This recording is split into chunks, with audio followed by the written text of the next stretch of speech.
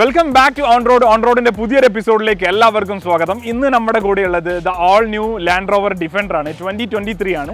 അപ്പോൾ ഈ ഒരു വെഹിക്കിൾ വന്നിട്ടുള്ളത് കസ്റ്റം പെയിന്റിംഗ് ജോബിന് വേണ്ടിയിട്ടാണ്. ഓൺ റോഡിൽ നിന്ന് കംപ്ലീറ്റ് ആയിട്ട് നമുക്ക് കുറച്ച് ഗ്ലോസി ബ്ലാക്ക് എലമെന്റ്സ് ഈ ഒരു വെഹിക്കിൾ ആഡ് ചെയ്യാനുള്ളത്. അപ്പോൾ നോർമലി ഇതൊരു വൈറ്റ് ഗ്ലോസി ബ്ലാക്ക് ഫിനിഷിലാണ് നമ്മുടെ ഡിഫൻഡർ വരുന്നത്, നിങ്ങൾക്ക് എല്ലാവർക്കും അറിയാം. അപ്പോൾ ഈ ഒരു വെഹിക്കിളിൽ ഈ ഒരു സിൽവർ പോർഷൻ ബമ്പറിൻ്റെ ലോവർ ബമ്പർ നമ്മൾ കംപ്ലീറ്റ് ആയിട്ട് ഗ്ലോസി ബ്ലാക്കിലേക്ക് കൊടുക്കുന്നുണ്ട്. മാത്രമല്ല ഈ ഒരു ഡിഫൻഡറിൻ്റെ ബാഡ്ജിങ് ഗ്ലോസി ബ്ലാക്ക് കൊടുക്കുന്നുണ്ട്.